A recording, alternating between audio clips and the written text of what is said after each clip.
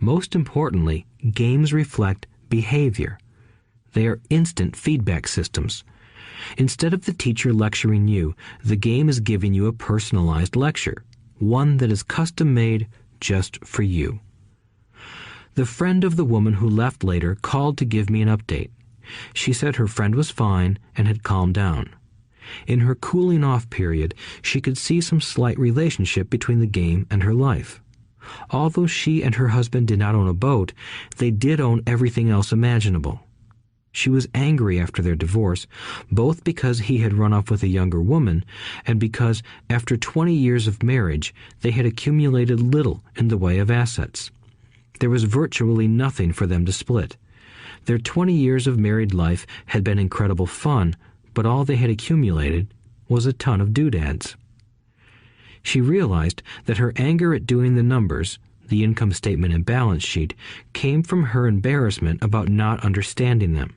She believed that finances were the man's job. She maintained the house and did the entertaining, and he handled the finances. She was now quite certain that in the last 5 years of their marriage, he had hidden money from her. She was angry at herself for not being more aware of where the money was going, as well as for not knowing about the other woman. Just like a board game, the world is always providing us with instant feedback. We could learn a lot if we tuned in more. One day, not long ago, I complained to my wife that the cleaners must have shrunk my pants. My wife gently smiled and poked me in the stomach to inform me that the pants had not shrunk. Something else had expanded. Me. The cash flow game was designed to give every player personal feedback. Its purpose is to give you options. If you draw the boat card and it puts you into debt, the question is, now what can you do? How many different financial options can you come up with? That is the purpose of the game, to teach players to think and create new and various financial options. Thousands of people throughout the world have played this game. The players who get out of the rat race the quickest are the people who understand numbers and have creative financial minds.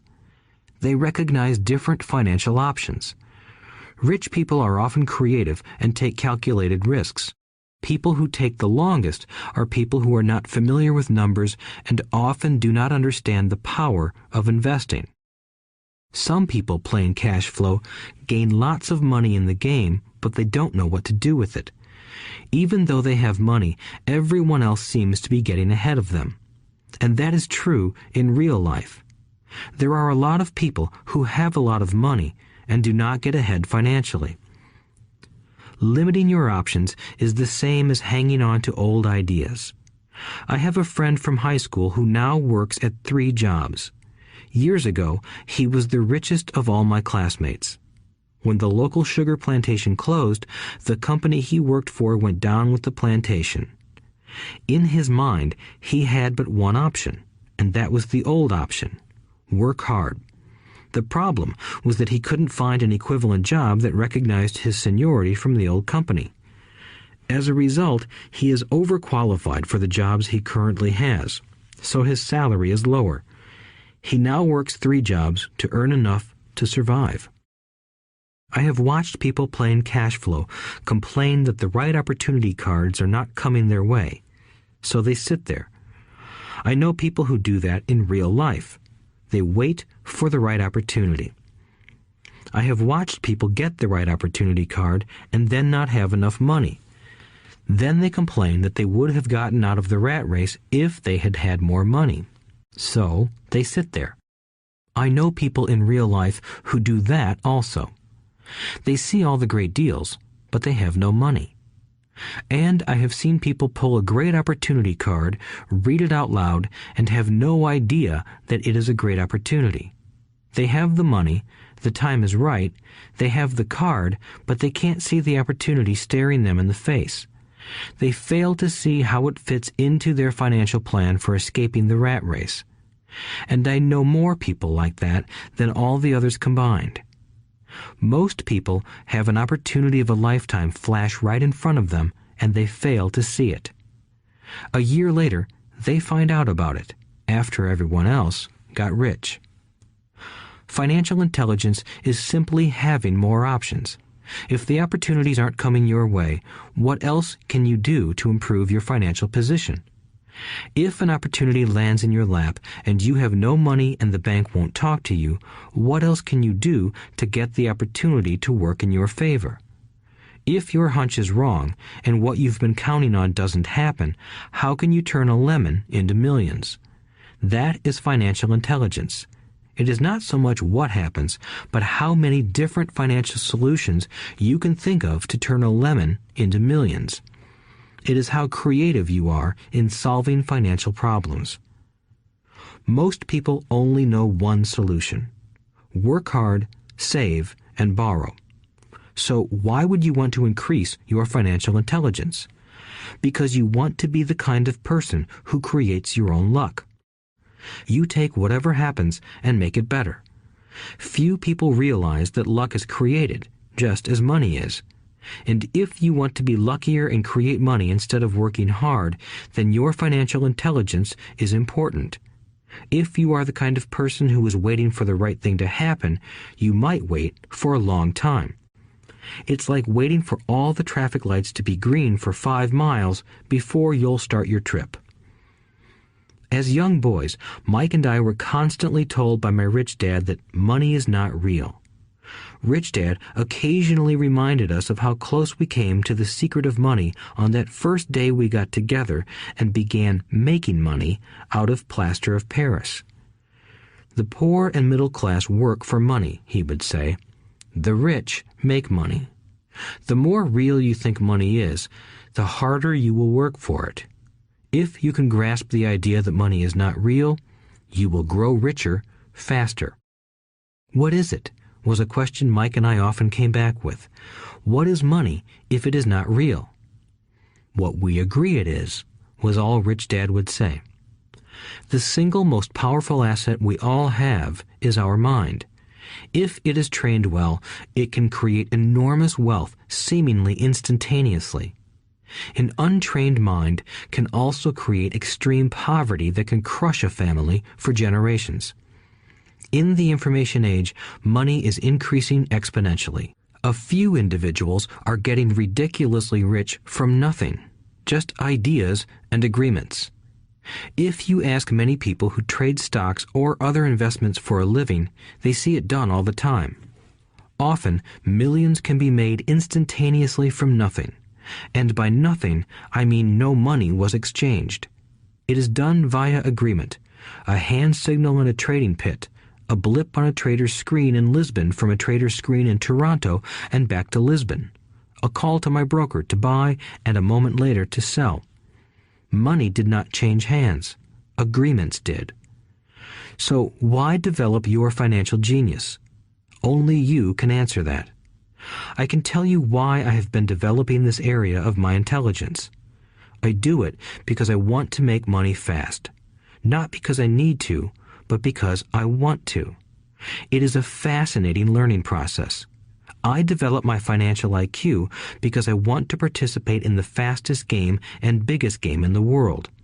And, in my own small way, I would like to be part of this unprecedented evolution of humanity, the era where humans work purely with their minds and not with their bodies.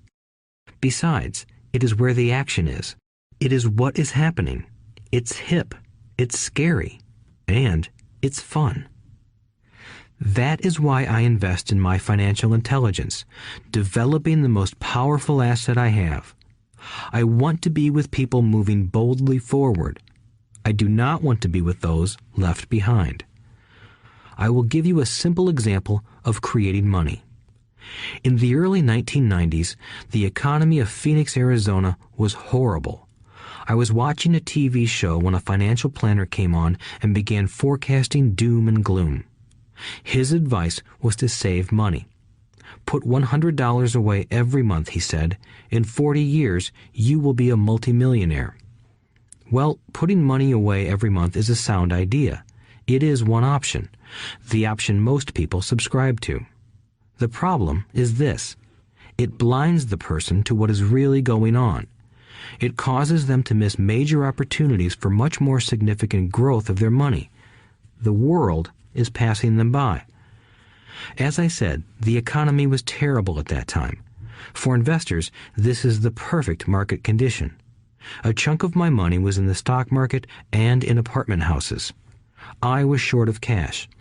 Because people were giving properties away, I was buying. I was not saving money. I was investing. Kim and I had more than $1 million in cash working in a market that was rising fast. It was the best opportunity to invest. The economy was terrible. I just could not pass up these small deals. Houses that were once $100,000 were now $75,000.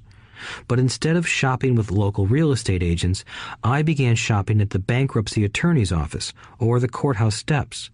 In these shopping places, a $75,000 house could sometimes be bought for $20,000 or less. For $2,000, which was loaned to me from a friend for 90 days for $200, I gave an attorney a cashier's check as a down payment. While the acquisition was being processed, I ran an ad advertising a $75,000 house for only $60,000 and no money down. The phone rang hard and heavy. Prospective buyers were screened, and once the property was legally mine, all the prospective buyers were allowed to look at the house. It was a feeding frenzy. The house sold in a few minutes. I asked for a $2,500 processing fee, which they gladly handed over, and the escrow and title company took over from there. I returned the $2,000 to my friend with an additional $200. He was happy, the home buyer was happy, the attorney was happy, and I was happy. I had sold a house for $60,000 that cost me $20,000.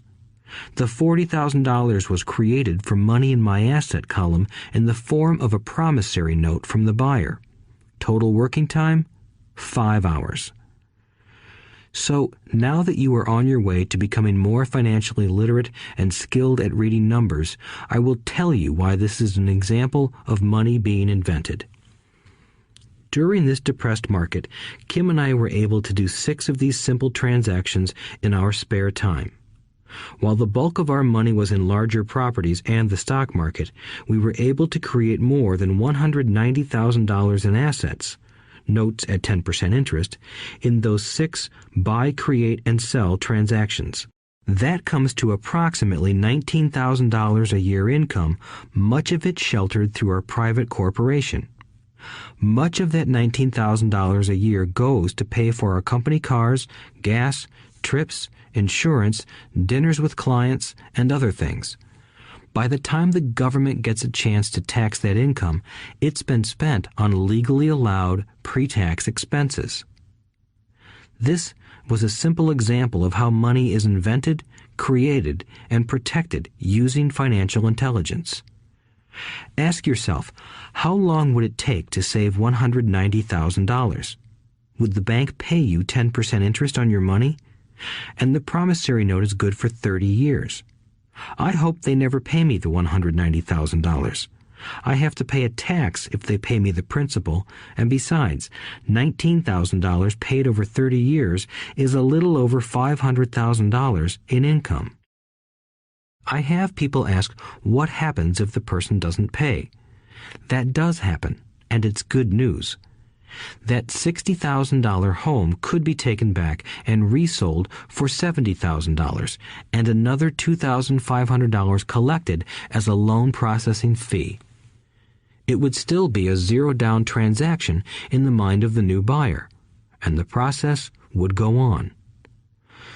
The first time I sold the house, I paid back the $2,000, so technically I have no money in the transaction.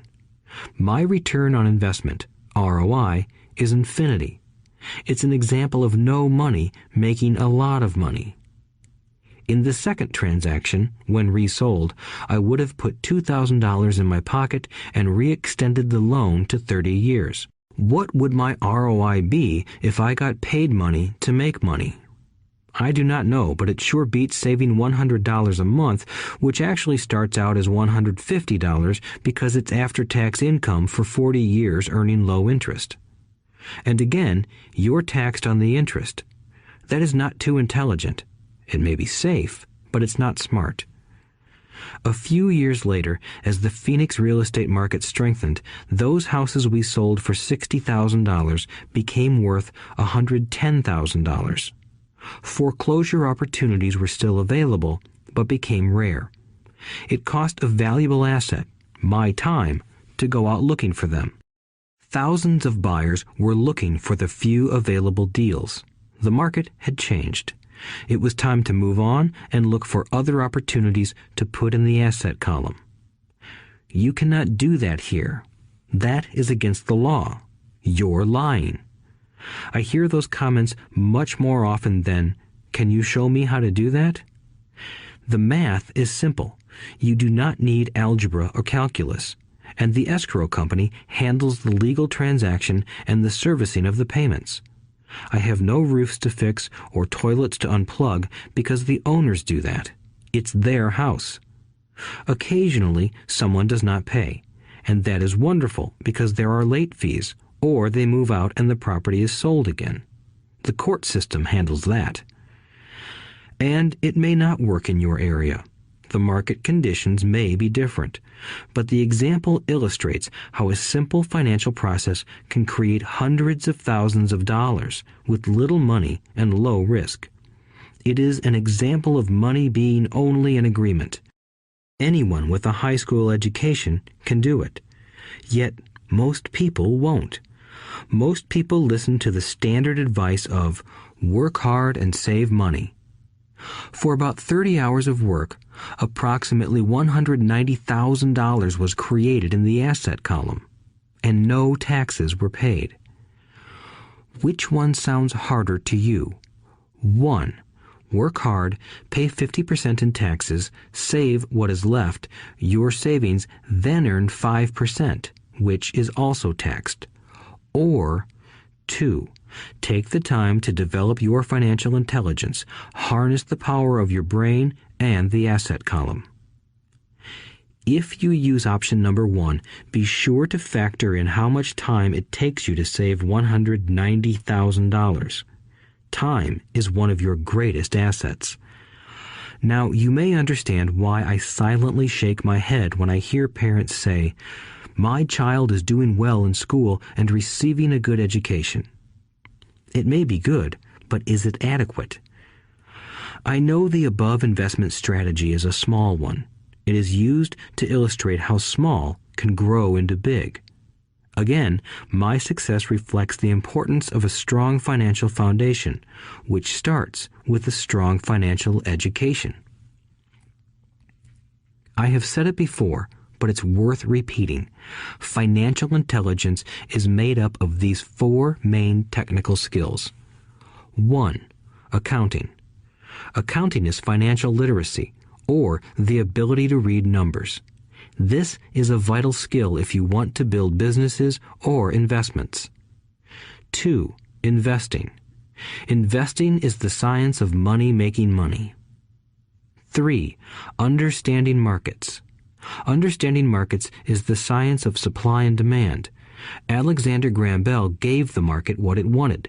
So did Bill Gates. A $75,000 house offered for $60,000 that cost $20,000 was also the result of seizing an opportunity created by the market. Somebody was buying, and someone was selling. 4. The law. The law is the awareness of accounting, corporate, state, and federal regulations. I recommend playing by the rules. It is this basic foundation, or the combination of these skills, that is needed to be successful in the pursuit of wealth, whether it be through the buying of small homes, apartment buildings, companies, stocks, bonds, precious metals, baseball cards, or the like. A few years later, the real estate market rebounded and everyone else was getting in. The stock market was booming and everyone was getting in. The U.S. economy was getting back on its feet. I began selling and was now traveling to Peru, Norway, Malaysia, and the Philippines. The investment landscape had changed. We were no longer buying real estate. Now I just watch the values climb inside the asset column and will probably begin selling. I suspect that some of those 6 little house deals will sell and the $40,000 note will be converted to cash. I need to call my accountant to be prepared for cash and seek ways to shelter it. The point I would like to make is that investments come and go. The market goes up and comes down. Economies improve and crash. The world is always handing you opportunities of a lifetime, every day of your life, but all too often we fail to see them. But they are there. And the more the world changes and the more technology changes, the more opportunities there will be to allow you and your family to be financially secure for generations to come. So why bother developing your financial intelligence? Again, only you can answer that. I know why I continue to learn and develop. I do it because I know there are changes coming. I'd rather welcome change than cling to the past. I know there will be market booms and market crashes. I want to continually develop my financial intelligence because at each market change, some people will be on their knees begging for their jobs. Others, meanwhile, will take the lemons that life hands them, and we are all handed lemons occasionally, and turn them into millions. That's financial intelligence. I am often asked about the lemons I have turned into millions. I hesitate using many more examples of personal investments because I am afraid it comes across as bragging or tooting my own horn. That is not my intention. I use the examples only as numerical and chronological illustrations of actual and simple cases. I use the examples because I want you to know that it is easy. And the more familiar you become with the 4 pillars of financial intelligence, the easier it becomes. Personally, I use 2 main vehicles to achieve financial growth: real estate and small cap stocks. I use real estate as my foundation. Day in and day out, my properties provide cash flow and occasional spurts of growth and value. The small cap stocks are used for fast growth. I do not recommend anything that I do. The examples are just that, examples. If the opportunity is too complex and I do not understand the investment, I don't do it. Simple math and common sense are all you need to do well financially. There are 5 reasons for using examples. 1. To inspire people to learn more. 2. To let people know it is easy if the foundation is strong. 3. To show that anyone can achieve great wealth. 4. To show that there are millions of ways to achieve your goals. 5. To show that it's not rocket science. In 1989, I used to jog through a lovely neighborhood in Portland, Oregon. It was a suburb that had little gingerbread houses. They were small and cute.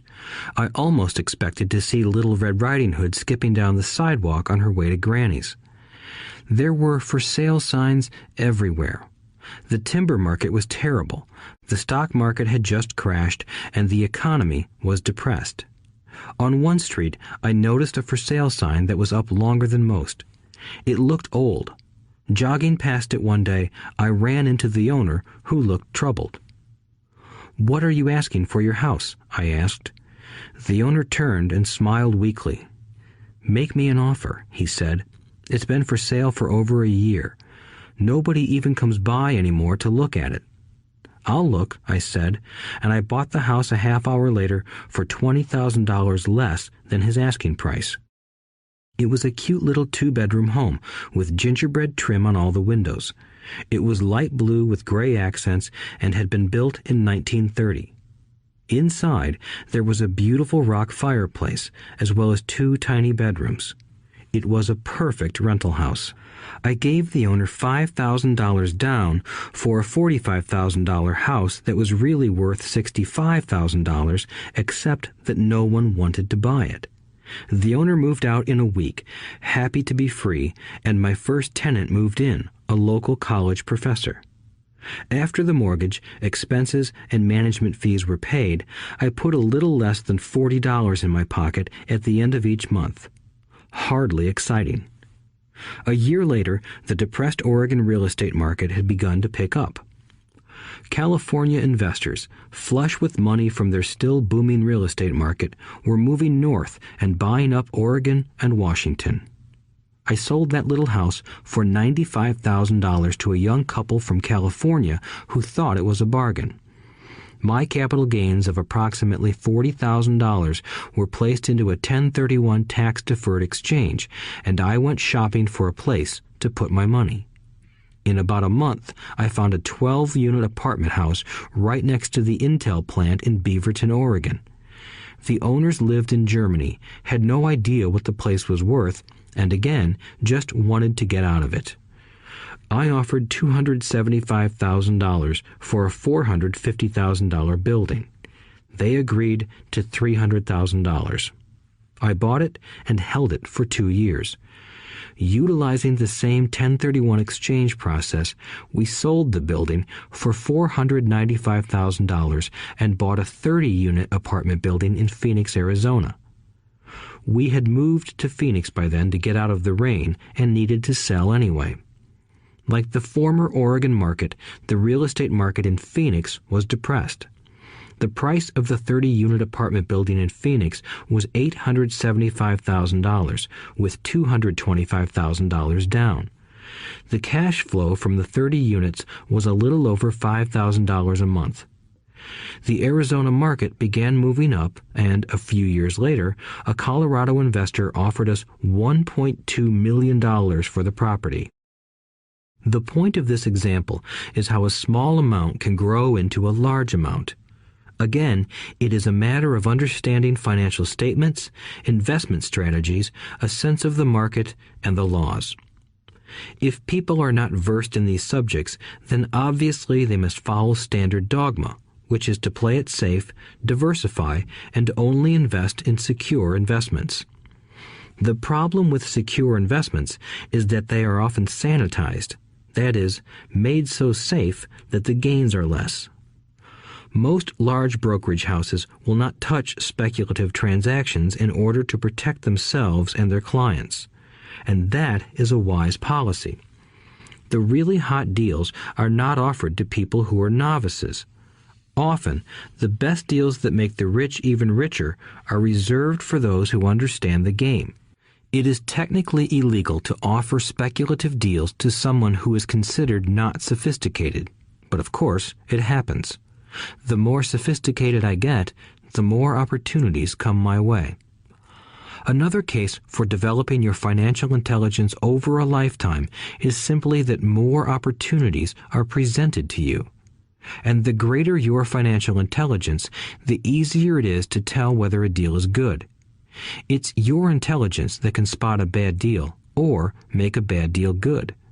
The more I learn, and there is a lot to learn, the more money I make simply because I gain experience and wisdom as the years go on.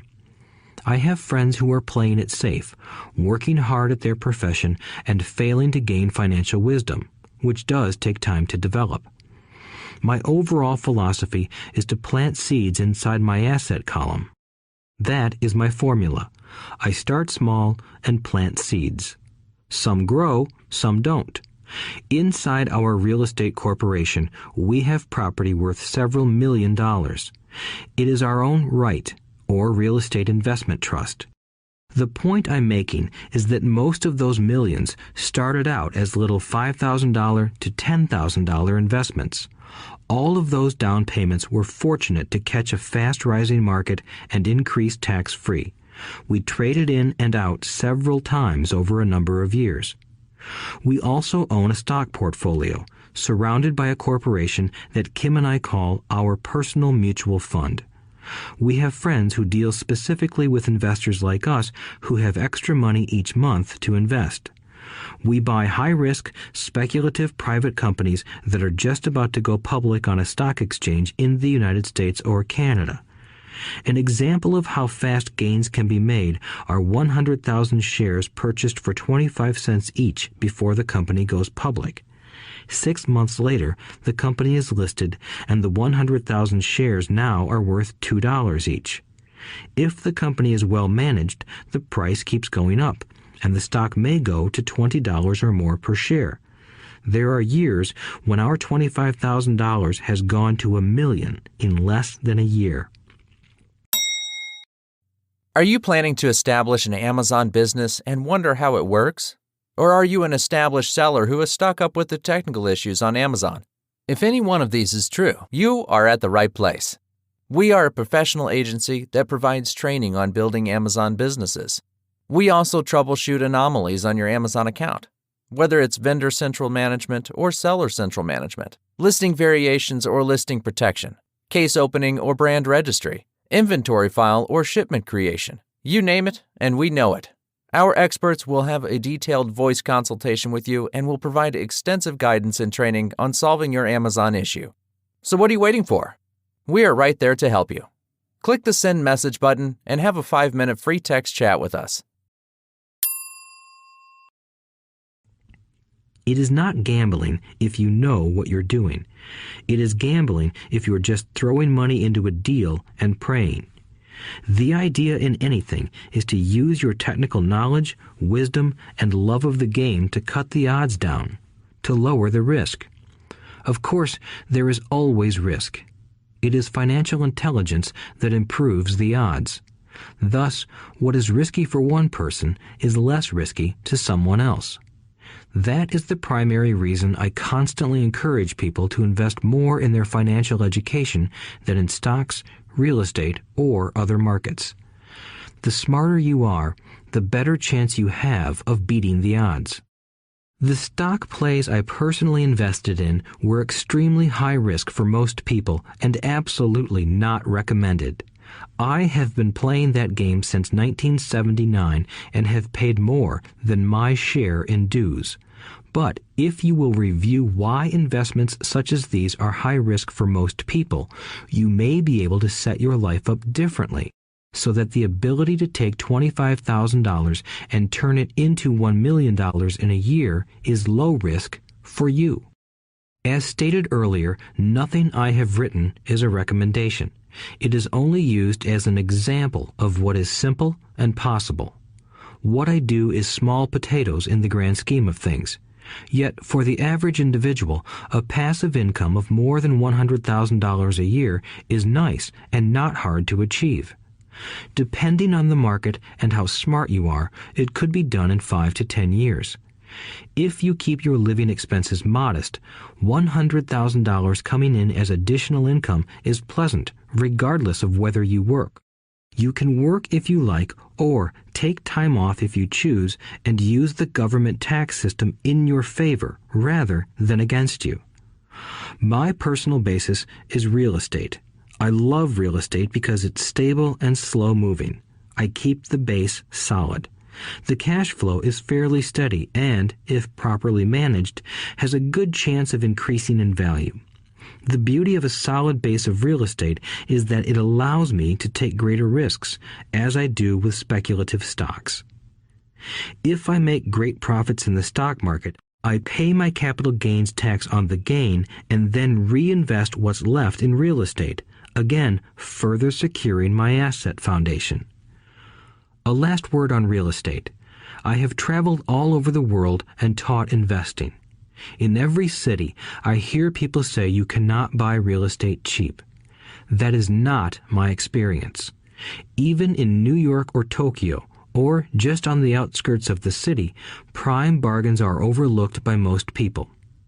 In Singapore, with their high real estate prices, there are still bargains to be found within a short driving distance. So whenever I hear someone say, "You can't do that here," pointing at me, I remind them that maybe the real statement is, "I don't know how to do that here, yet." Great opportunities are not seen with your eyes.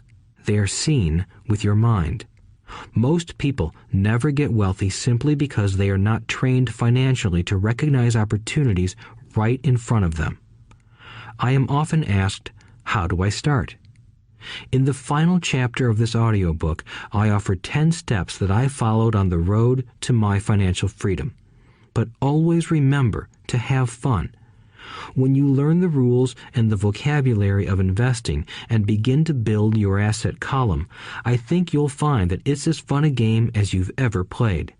Sometimes you win, and sometimes you learn. But have fun. Most people never win because they're more afraid of losing. That is why I found school so silly. In school, we learn that mistakes are bad, and we are punished for making them. Yet if you look at the way humans are designed to learn, we learn by making mistakes. We learn to walk by falling down. If we never fell down, we would never walk. The same is true for learning to ride a bike. I still have scars on my knees, but today I can ride a bike without thinking. The same is true for getting rich. Unfortunately, the main reason most people are not rich is because they are terrified of losing. Winners are not afraid of losing, but losers are. Failure is part of the process of success. People who avoid failure also avoid success. I look at money much like my game of tennis. I play hard, make mistakes, correct, make more mistakes, correct, and I get better. If I lose the game, I reach across the net, shake my opponent's hand, smile, and say, "See you next Saturday." There are two kinds of investors. One, the first and most common type is a person who buys a packaged investment. They call a retail outlet, such as a real estate company, a stockbroker, or a financial planner, and they buy something. It could be a mutual fund, a right, a stock, or bond. It is a clean and simple way of investing. An analogy would be a shopper who goes to a computer store and buys a computer right off the shelf. 2. The second type is an investor who creates investments. This investor usually assembles a deal in the same way a person who buys components builds a computer. I do not know the first thing about putting components of a computer together, but I do know how to put pieces of opportunities together, or know people who know how. It is this second type of investor who is the more professional investor. Sometimes it may take years for all the pieces to come together, and sometimes they never do. It is this second type of investor that my rich dad encouraged me to be. It is important to learn how to put the pieces together, because that is where the huge wins reside, and sometimes some huge losses if the tide goes against you. If you want to be the second type of investor, you need to develop 3 main skills. These skills are in addition to those required to become financially intelligent. 1. Find an opportunity that everyone else missed. You see with your mind what others miss with their eyes. For example, a friend bought this run-down old house. It was spooky to look at. Everyone wondered why he bought it. What he saw that we did not was that the house came with 4 extra empty lots. He discovered that after going to the title company. After buying the house, he tore the house down and sold the 5 lots to a builder for 3 times what he paid for the entire package. He made $75,000 for 2 months of work. It's not a lot of money, but it sure beats minimum wage, and it's not technically difficult. 2. Raise money. The average person only goes to the bank. This second type of investor needs to know how to raise capital, and there are many ways that don't require a bank. To get started, I learned how to buy houses without a bank. It was the learned skill of raising money more than the houses themselves that was priceless. All too often, I hear people say, "The bank won't lend me money," or "I don't have the money to buy it." If you want to be a Type 2 investor, you need to learn how to do that which stops most people. In other words, a majority of people let their lack of money stop them from making a deal. If you can avoid that obstacle, you will be millions ahead of those who don't learn those skills. There have been many times I have bought a house, a stock, or an apartment building without a penny in the bank. I once bought an apartment house for $1.2 million. I did what is called tying it up with a written contract between seller and buyer. I then raised the $100,000 deposit, which bought me 90 days to raise the rest of the money. Why did I do it? Simply because I knew it was worth $2 million. I never raised the money. Instead, the person who put up the $100,000 gave me $50,000 for finding the deal, took over my position, and I walked away. Total working time? 3 days. Again, it's what you know more than what you buy. Investing is not buying. It's more a case of knowing. 3. Organize smart people. Intelligent people are those who work with or hire a person who is more intelligent than they are. When you need advice, make sure you choose your advisor wisely. There is a lot to learn, but the rewards can be astronomical. If you do not want to learn those skills, then being a Type 1 investor is highly recommended. It is what you know that is your greatest wealth. It is what you do not know that is your greatest risk. There is always risk, so learn to manage risk instead of avoiding it. Chapter 6. Lesson 6. Work to learn, don't work for money. Job security meant everything to my educated dad. Learning meant everything to my rich dad. A few years ago, I granted an interview with a newspaper in Singapore. The young female reporter was on time, and the interview got underway immediately. We sat in the lobby of a luxurious hotel, sipping coffee and discussing the purpose of my visit to Singapore. I was to share the platform with Zig Ziglar. He was speaking on motivation, and I was speaking on the secrets of the rich. Someday, I would like to be a best-selling author like you, she said.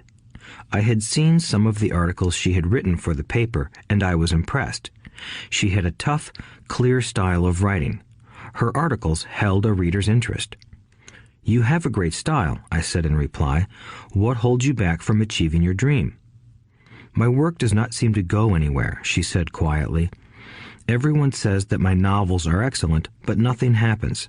So I keep my job with the paper. At least it pays the bills. Do you have any suggestions? Yes, I do, I said brightly. A friend of mine here in Singapore runs a school that trains people to sell. He runs sales training courses for many of the top corporations here in Singapore, and I think attending one of his courses would greatly enhance your career. She stiffened.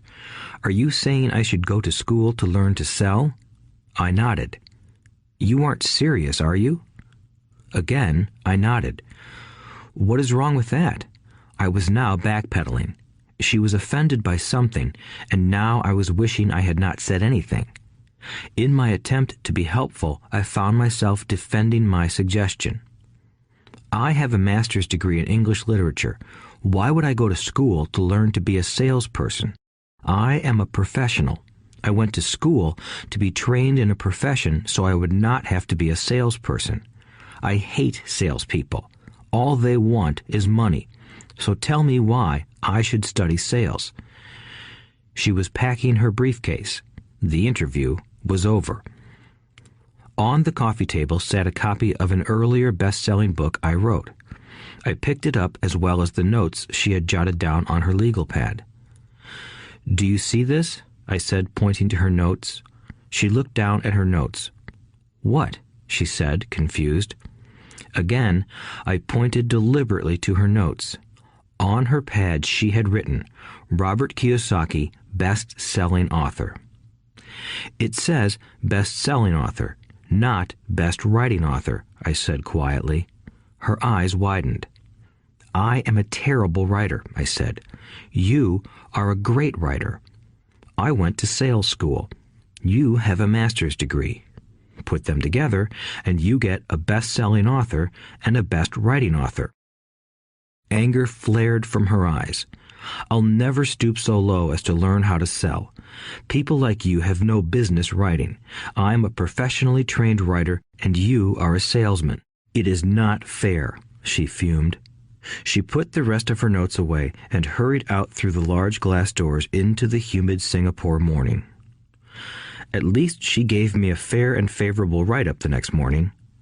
The world is filled with smart, talented, educated, and gifted people. We meet them every day. They are all around us. A few days ago, my car was not running well. I pulled into a garage, and the young mechanic had it fixed in just a few minutes. He knew what was wrong by simply listening to the engine. I was amazed. I am constantly shocked at how little talented people earn. I have met brilliant, highly educated people who earn less than $20,000 a year. A business consultant who specializes in the medical trade was telling me how many doctors, dentists, and chiropractors struggle financially. All this time, I thought that when they graduated, the dollars would pour in. It was this business consultant who gave me the phrase, "They are one skill away from great wealth." What this phrase means is that most people need only to learn and master one more skill, and their income would jump exponentially. I have mentioned before that financial intelligence is a synergy of accounting, investing, marketing, and law. Combine those 4 technical skills, and making money with money is easier than most people would believe. When it comes to money, the only skill most people know is to work hard. The classic example of a synergy of skills was that young writer for the newspaper. If she diligently learned the skills of sales and marketing, her income would jump dramatically. If I were her, I would take some courses in advertising copywriting as well as sales. Then, instead of working at the newspaper, I would seek a job at an advertising agency. Even if it were a cut in pay, she would learn how to communicate in shortcuts that are used in successful advertising. She also would spend time learning public relations, an important skill. She would learn how to get millions in free publicity. Then, at night and on weekends, she could be writing her great novel. When it was finished, she would be better able to sell her book. Then, in a short while, she could be a best-selling author. When I came out with my first book, If You Want to Be Rich and Happy, Don't Go to School, a publisher suggested I change the title to The Economics of Education. I told the publisher that, with a title like that, I would sell 2 books, one to my family and one to my best friend. The problem is that they would expect it for free. The obnoxious title, If You Want to Be Rich and Happy, Don't Go to School, was chosen because we knew it would get tons of publicity. I am pro-education and believe in education reform. If I were not pro-education, why would I continue to press for changing our antiquated educational system? So I chose a title that would get me on more TV and radio shows simply because I was willing to be controversial. Many people thought I was a fruitcake, but the book sold and sold. When I graduated from the U.S. Merchant Marine Academy in 1969, my educated dad was happy. Standard Oil of California had hired me for its oil tanker fleet as a third mate. The pay was low compared with my classmates, but it was okay for a first real job after college. My starting pay was about $42,000 a year, including overtime, and I only had to work for 7 months. I had 5 months of vacation. If I had wanted to, I could have taken the run to Vietnam with a subsidiary shipping company and easily doubled my pay instead of taking 5 months of vacation. I had a great career ahead of me, yet I resigned after 6 months with the company and joined the Marine Corps to learn how to fly. My educated dad was devastated. Rich Dad congratulated me. In school and in the workplace, the popular opinion is the idea of specialization. That is, in order to make more money or get promoted, you need to specialize. That is why medical doctors immediately begin to seek a specialty such as orthopedics or pediatrics. The same is true for accountants, architects, lawyers, pilots, and others. My educated dad believed in the same dogma. That is why he was thrilled when he eventually achieved his doctorate. He often admitted that schools reward people who study more and more about less and less. Rich Dad encouraged me to do exactly the opposite. You want to know a little about a lot, was his suggestion. That is why for years I worked in different areas of his companies. For a while, I worked in his accounting department. Although I would probably never have been an accountant, he wanted me to learn via osmosis. Rich Dad knew I would pick up jargon and a sense of what is important and what is not. I also worked as a busboy and construction worker as well as in sales, reservations, and marketing. He was grooming Mike and me. That is why he insisted we sit in on the meetings with his bankers, lawyers, accountants, and brokers. He wanted us to know a little about every aspect of his empire. When I quit my high-paying job with Standard Oil, my educated dad had a heart-to-heart talk with me. He was bewildered. He could not understand my decision to resign from a career that offered high pay, great benefits, lots of time off, and opportunity for promotion. When he asked me one evening, "Why did you quit?" I could not explain it to him, though I tried hard to. My logic did not fit his logic. The big problem was that my logic was my rich dad's logic. Job security meant everything to my educated dad. Learning meant everything to my rich dad. Educated dad thought I went to school to learn to be a ship's officer. Rich dad knew that I went to school to study international trade. So as a student, I made cargo runs, navigating large freighters, oil tankers, and passenger ships to the Far East and the South Pacific. Rich Dad emphasized that I should stay in the Pacific instead of taking ships to Europe because he knew that the emerging nations were in Asia, not Europe. While most of my classmates, including Mike, were partying at their fraternity houses, I was studying trade, people, business styles, and cultures in Japan, Taiwan, Thailand, Singapore, Hong Kong, Vietnam, Korea, Tahiti, Samoa, and the Philippines. I was partying also, but it was not in any frat house. I grew up rapidly. Educated Dad just could not understand why I decided to quit and join the Marine Corps. I told him I wanted to learn to fly, but really I wanted to learn to lead troops. Rich Dad explained to me that the hardest part of running a company is managing people. He had spent 3 years in the Army. My educated dad was draft exempt. Rich Dad valued learning to lead men into dangerous situations.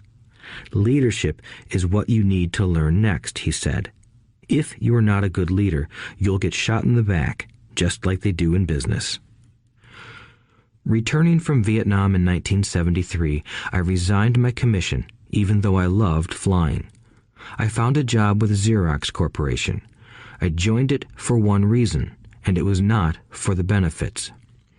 I was a shy person, and the thought of selling was the most frightening subject in the world. Xerox has one of the best sales trainings programs in America. Rich Dad was proud of me. My educated dad was ashamed. Being an intellectual, he thought that salespeople were below him. I worked with Xerox for 4 years until I overcame my fear of knocking on doors and being rejected.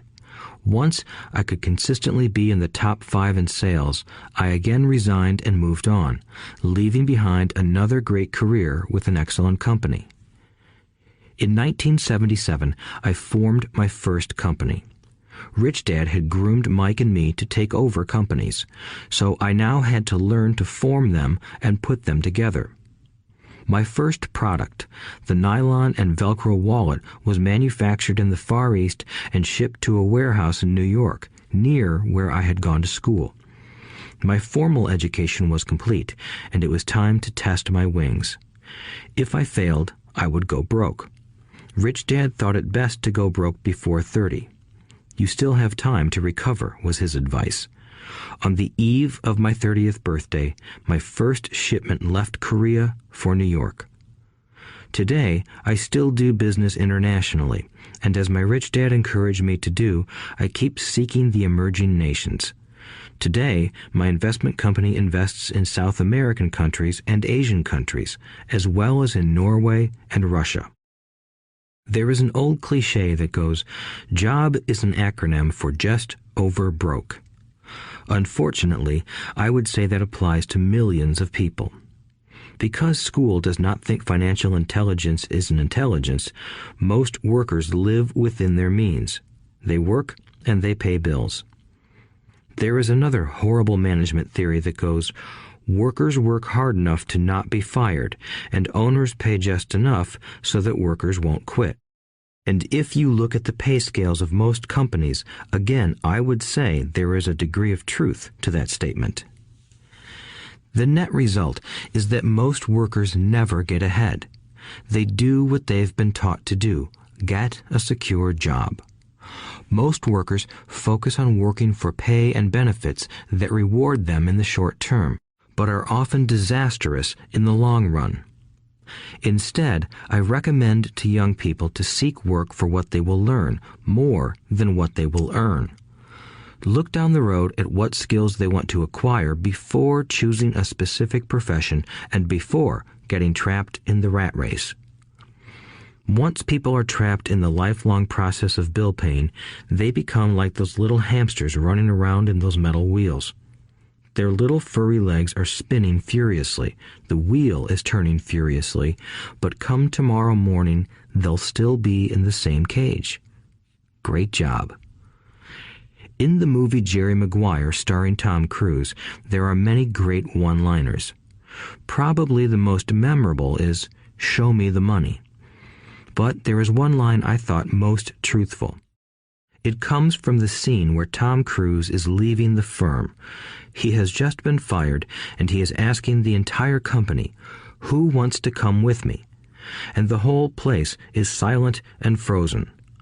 Only one woman speaks up and says, "I'd like to, but I'm due for a promotion in 3 months." That statement is probably the most truthful statement in the whole movie. It is the type of statement that people use to keep themselves busy, working away to pay bills. I know my educated dad looked forward to his pay raise every year, and every year he was disappointed. So he would go back to school to earn more qualifications so he could get another raise. Then, once again, there would be another disappointment. The question I often ask people is, where is this daily activity taking you? Just like the little hamster, I wonder if people look at where their hard work is taking them. What does the future hold?